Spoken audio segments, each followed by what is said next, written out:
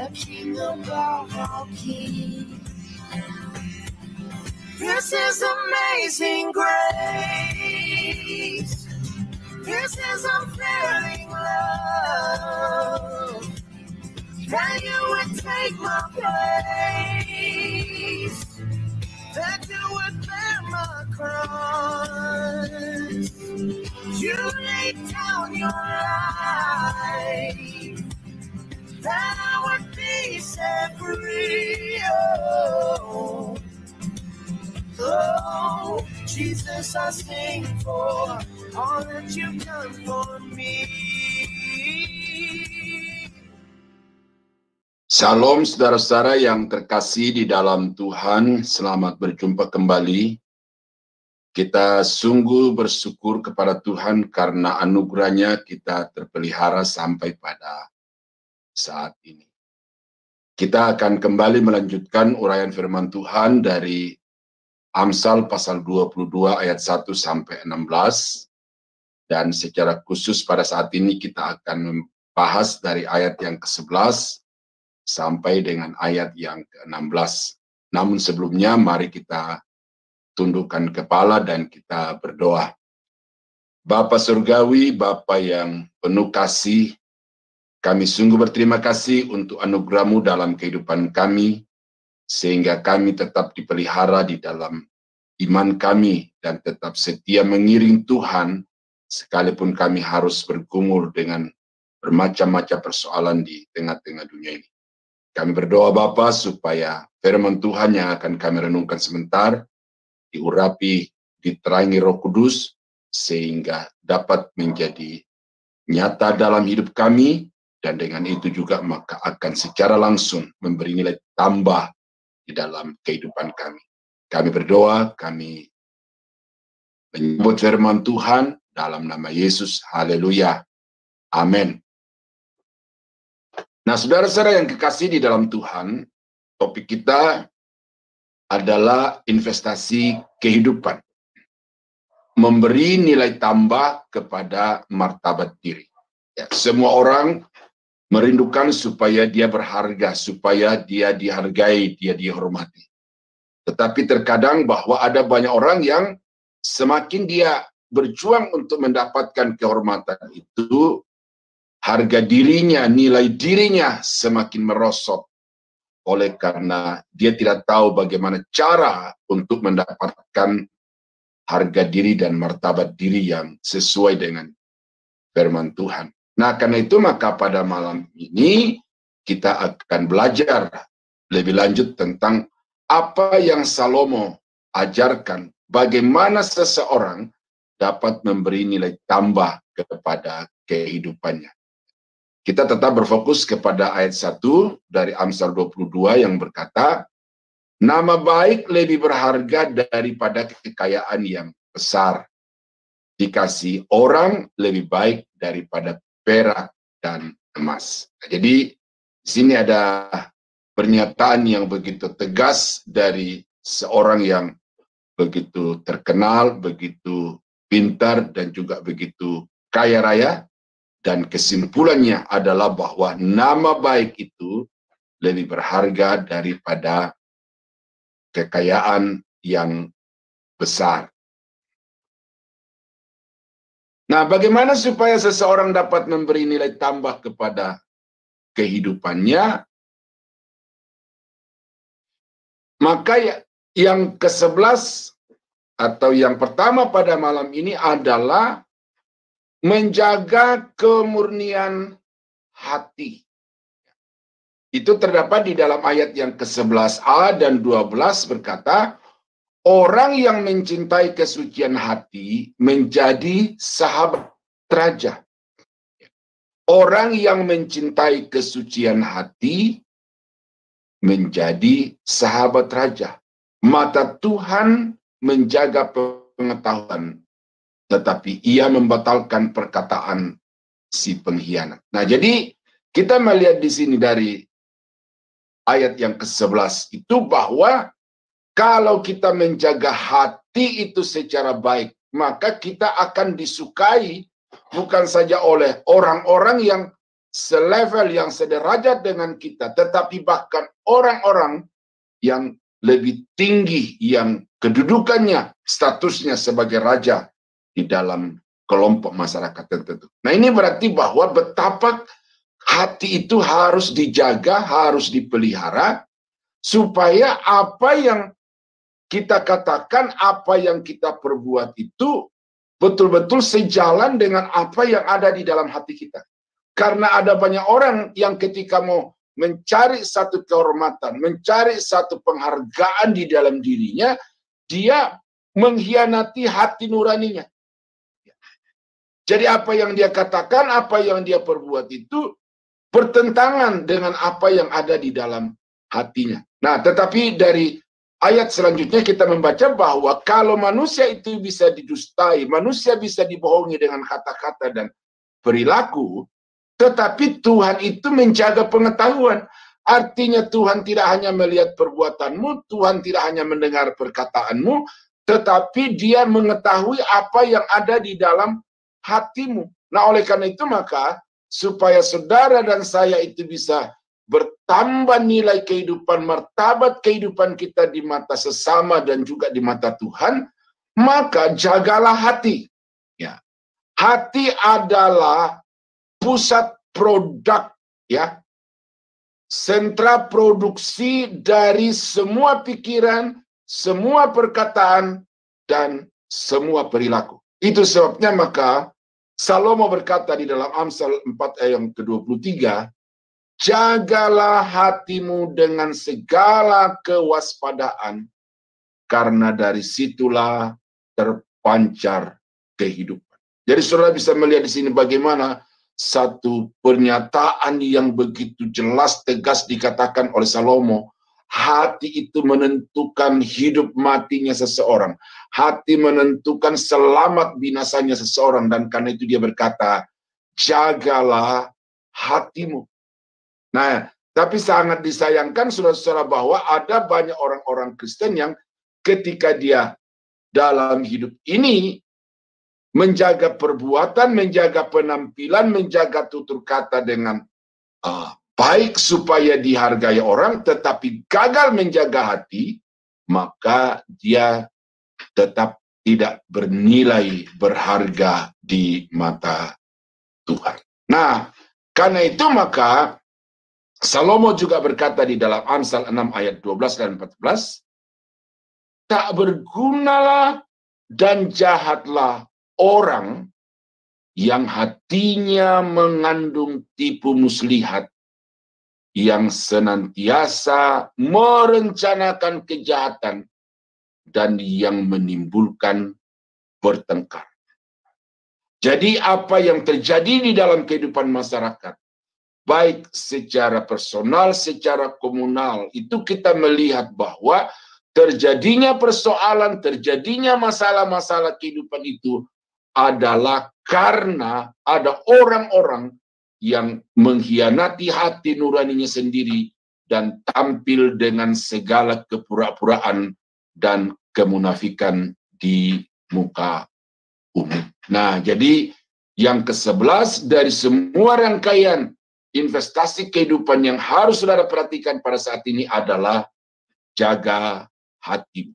Ya, orang berkata atau ungkapan berkata, dalamnya laut dapat diduga, tetapi dalamnya hati siapa yang tahu. Itu sebabnya maka satu-satunya pribadi yang tahu apa yang ada di dalam hati saudara itu adalah diri sendiri, selain dari Tuhan tentunya. Nah, karena itu maka untuk bisa menilai apakah hati saudara itu murni atau tidak, maka tentu saudara sendiri yang mampu untuk melakukannya itu. Tetapi firman Tuhan saat ini berkata bahwa kita harus menjaga kemurnian hati.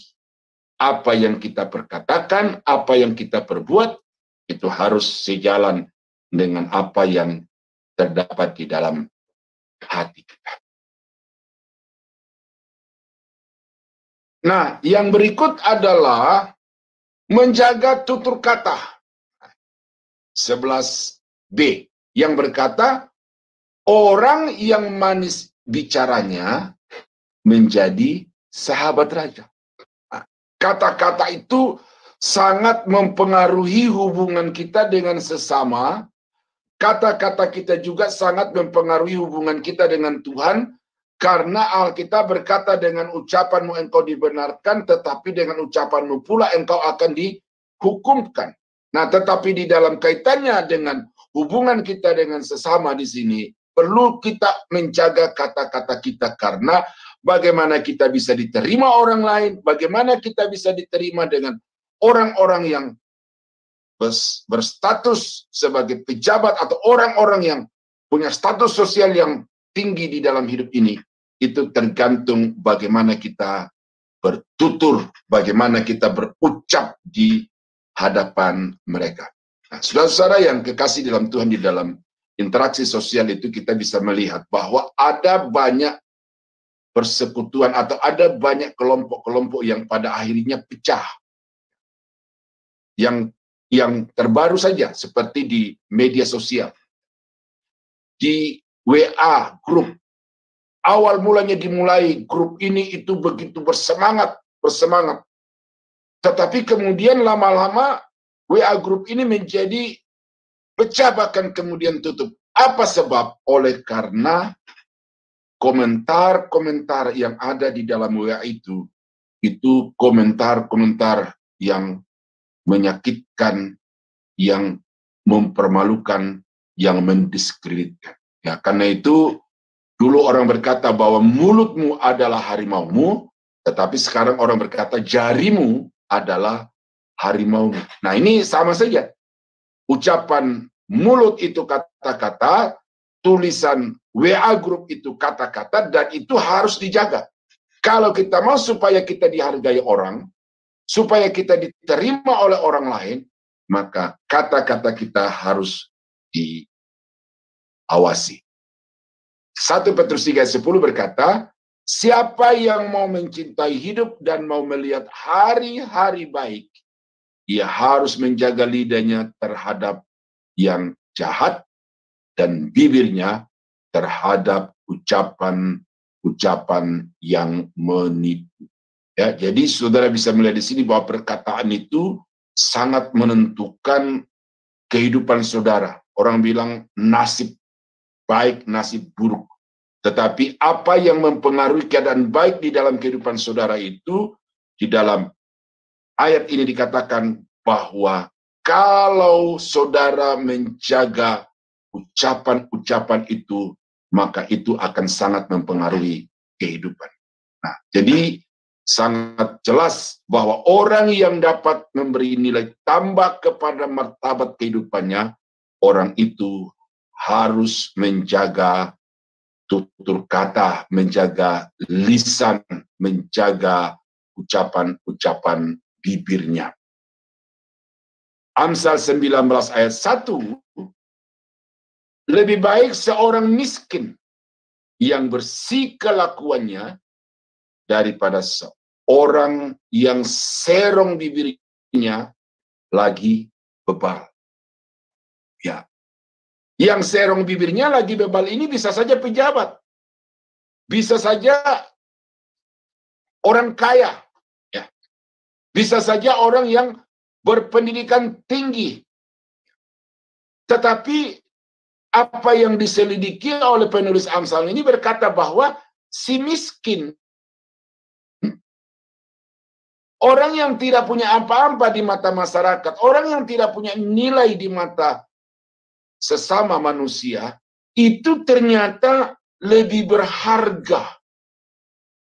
Nilainya lebih besar dibandingkan dengan orang yang mulutnya serong dan yang bebal, yang tidak mau dinasihati di dalam kehidupan.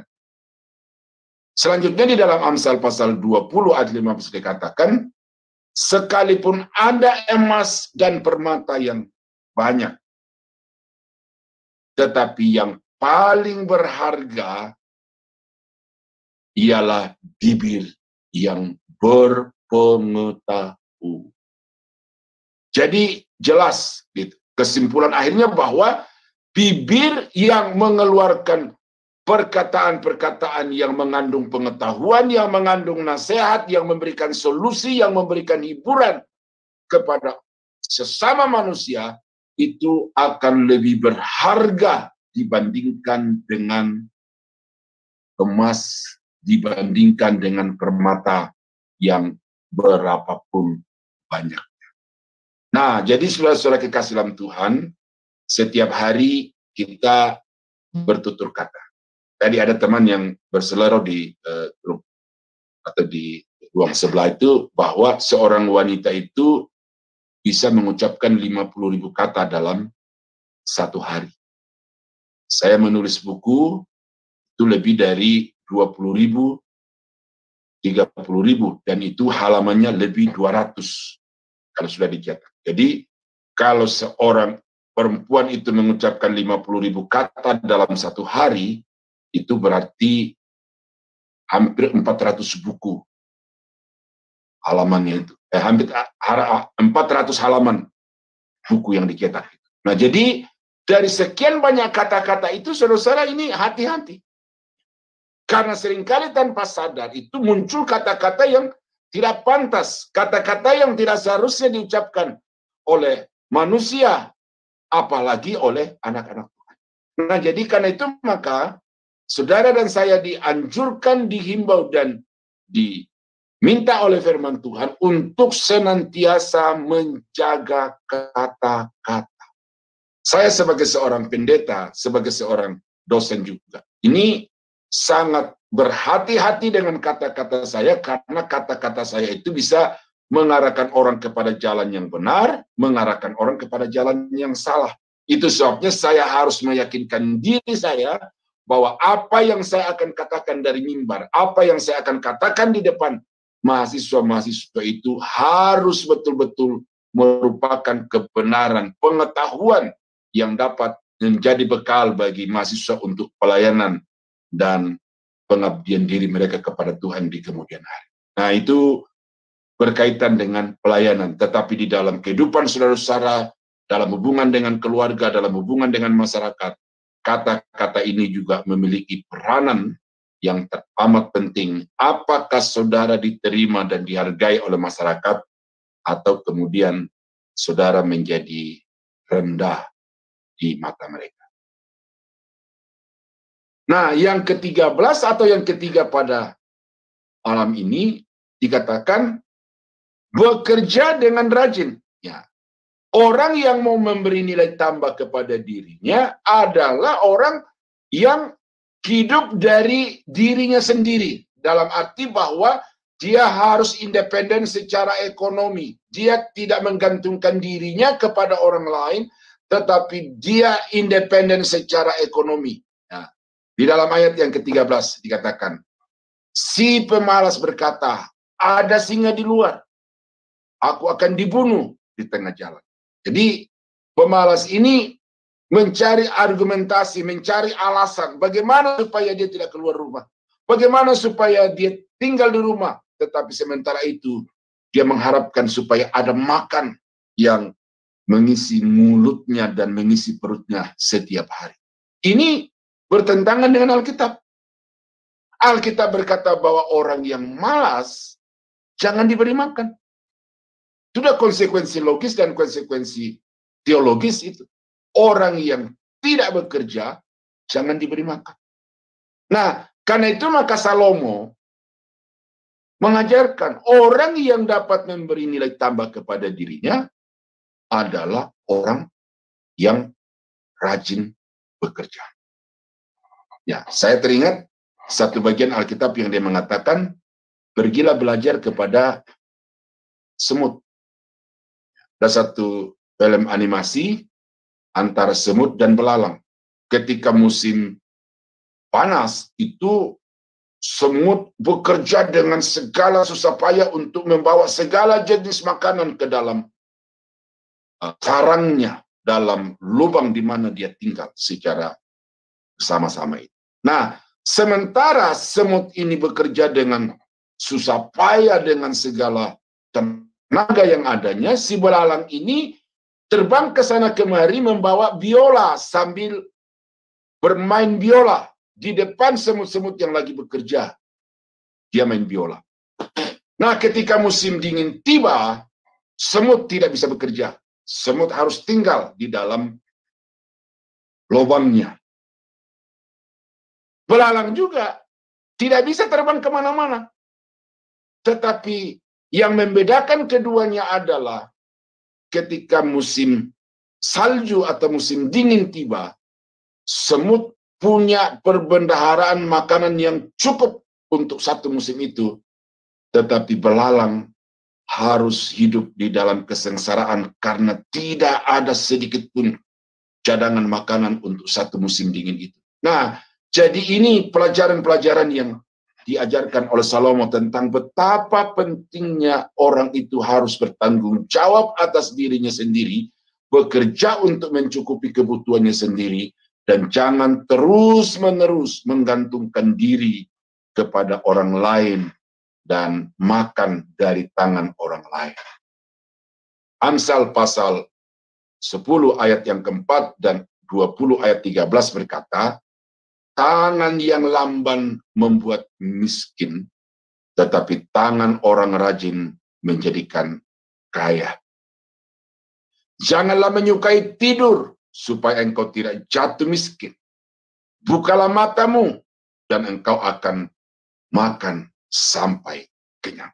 Nah, ini hal-hal yang sangat praktis tetapi sangat prinsip disampaikan oleh Salomo kepada saudara dan saya pada saat ini, bahwa mari kita bekerja dengan rajin. Apa yang ada pada kita, jangan kita padam, jangan kita endapkan, jangan kita diamkan, tetapi kita berdayakan semua potensi yang ada pada kita, supaya melalui pemberdayaan potensi diri itulah, maka Tuhan akan memberkati kita.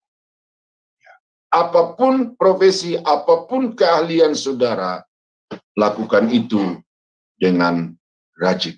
Saya sebagai hamba Tuhan memang tidak harus mencangkul, tidak harus pikul barang dari satu tempat ke tempat lain.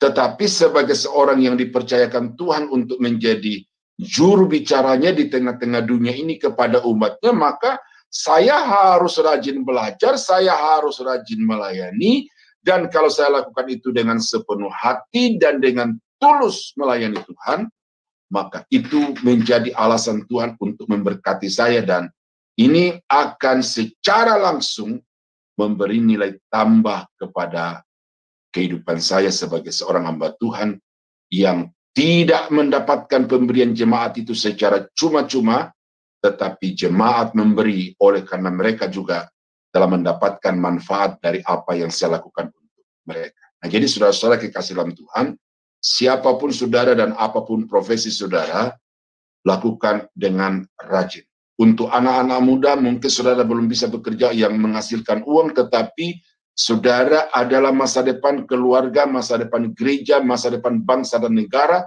dan tugas saudara sekarang adalah belajar dengan rajin. Dan apa yang saudara kerjakan dengan rajin itu pasti akan memberikan nilai tambah, bukan saja di dalam kehidupan sehari-hari di masyarakat, tetapi juga secara langsung di dalam sekolah saudara. Saudara akan mendapatkan penghargaan dari teman-teman, bahkan dari guru-guru, oleh karena saudara mendapatkan penghasilan, mendapatkan nilai yang terbaik. Saya sungguh bersyukur, saudara-saudara, bahwa cucu saya bisa mendapatkan satu kemurahan yang sangat besar dari sekolah di mana dia sekarang sekolah ini, sekolah SMA. Karena waktu dia SMP, dia berprestasi di dalam bidang nyanyi. Jadi dia mewakili sekolah untuk nyanyi di mana-mana, dan dia selalu mendapatkan prestasi, walaupun tidak juara 1, tetapi minimal juara 3, dan itu menjadi penilaian dari sekolah, sehingga ketika dia masuk di jenjang SMA, ya, sekolah lanjutan atas itu, dia mendapatkan keringanan biaya yang sangat ringan dibandingkan dengan murid-murid yang lain. Nah, jadi dia berprestasi karena dia rajin latihan, lalu karena itu maka dia mendapatkan penghargaan dari sekolah. Nah, jadi saudara-saudara yang kekasih dalam Tuhan, jangan malas, tetap bekerja. Tuhan yang kita sembah adalah Tuhan yang bekerja, Dan dia menciptakan manusia itu dengan tugas dan hakikat juga sebagai makhluk pekerja. Nah, yang ke-14 atau yang keempat malam ini itu terdapat di dalam ayat yang ke-16 yang saya beri judul menjunjung tinggi nilai kemanusiaan. Orang yang dapat menambah nilai tambah kepada dirinya, yang dapat memberi nilai lebih kepada martabat dirinya, atau yang juga berinvestasi kehidupannya untuk masa yang akan datang, maka orang itu harus menjunjung tinggi kemanusiaan di dalam hidup. Ini ayat yang ke-16. Orang yang menindas orang lemah untuk menguntungkan diri atau memberi hadiah kepada orang kaya hanya merugikan diri saja. Nah, ini apa yang terjadi di tengah-tengah masyarakat kita sekarang ini. Begini, saudara, ya. Orang yang kaya diberikan hadiah yang terindah. Orang yang kaya diberikan bagian yang terbesar. Tetapi orang-orang miskin itu dieksploitasi, diperdayakan. Nah, berarti apa? Dia memberi kepada orang kaya bukan karena menghormati orang kaya, bukan karena menghargai kemanusiaan dari orang kaya itu, tetapi karena kekayaannya. Tetapi Alkitab mengatakan bahwa kita harus menghargai sesama manusia itu tanpa memandang apa yang dia miliki. Tanpa memandang status sosial, kedudukan, jabatannya di dalam organisasi apapun. Dia manusia yang harus kita hargai sama seperti manusia yang lain. Nah, jadi seharusnya kita tidak membedakan antara kaya dan si miskin di dalam hal relasi kemanusiaan. Tetapi sekarang ini, saudara, masalah seperti ini bukan hanya terjadi di dunia sekuler, tetapi ini juga terjadi di kalangan rohaniawan, bahkan di dalam gereja. Ada seorang anak muda dari agama sebelah yang saya suka ikuti, dia punya channel itu, saudara. Dia berkata begini, sejatinya agama itu memanusiakan manusia. Tetapi yang terjadi sekarang adalah manusia tidak dihargai dan manusia berperilaku seperti bukan manusia. Begitu gampangnya untuk menghilangkan nyawa orang lain. Dan menghilangkan nyawa orang lain itu dengan perilaku-perilaku yang beringas. Walaupun dipoles dengan label-label keagamaan. Nah, ini fakta, saudara-saudara. Ini fenomena. Dan karena itu maka Soleman menasihatkan kepada kita, kalau kita mau supaya nilai hidup kita ini bertambah, mari kita menempatkan manusia itu lebih tinggi daripada segala benda, lebih tinggi daripada segala jabatan, lebih tinggi daripada segala status sosial. Amsal pasal 14 ayat 31, siapa menindas orang yang lemah, menghina penciptanya.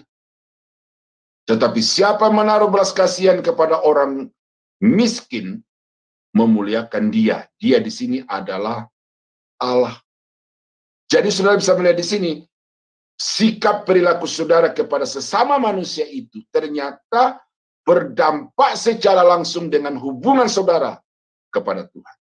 Karena kalau saudara menghina orang-orang miskin, lalu memuliakan orang-orang kaya, itu saudara menghina pencipta, Tuhan pencipta semesta alam. Nah, oleh karena itu maka mari kita mengasihi orang itu tidak dengan membeda-bedakan kaya miskin. Saya tidak mengajarkan kepada saudara untuk kemudian menghina orang kaya lalu memuliakan orang miskin. Tetapi yang saya mau sampaikan kepada saudara dan saya adalah mari kita menghargai orang miskin dan tetap menghormati orang kaya. Kita menghargai bukan karena kekayaannya, tetapi karena dia manusia. Kita menghargai bukan karena apa yang dia miliki, tetapi karena dia manusia. Nah, oleh sebab itu maka kekayaan atau kemiskinan itu adalah hal yang nomor dua, tetapi yang pertama adalah dia manusia yang wajib saudara kasihi di dalam. Nah, jadi saudara-saudara kekasih di dalam Tuhan, bagaimana untuk kita dapat memberi nilai tambah kepada kehidupan ini? Maka jaga kemurnian hati. Hatimu hanya engkau yang tahu dan Tuhan yang tahu. Dan yang kedua adalah jaga tutur kata. Jangan berbohong, jangan berdusta, atau jangan sebagai seorang guru memberikan sesuatu informasi yang salah, data yang dimanipulasi. Dan yang ketiga adalah jadilah orang yang rajin, yang mencukupi kebutuhan sendiri, bahkan kalau bisa seperti Paulus berkata, bekerja untuk kemudian bisa membantu orang lain. Itu akan membuat saudara menjadi orang yang sangat bernilai di mata manusia. Dan yang keempat adalah manusia harus ditempatkan di atas segala-galanya.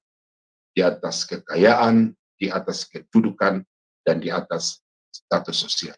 Nah, jadi dengan demikian, Bapak Ibu saudara-saudara yang dikasih Tuhan, dari Amsal 22 ayat 1 sampai 16, saya telah memaparkan kepada saudara sesuai dengan tulisan Salomo, apa yang dapat memberi nilai tambah kepada kehidupan saudara, itu ada 14 poin. Dan karena itu simak baik-baik dan ingat baik-baik, kemudian praktekkan semua prinsip-prinsip yang Salomo telah sampaikan kepada kita ini, supaya dengan demikian kita menjadi orang-orang yang bukan saja bernilai sekarang ini, tetapi juga bernilai dikenang di kemudian hari, dan lebih daripada itu, kita menjadi orang-orang yang dikasihi dan diberkati Tuhan.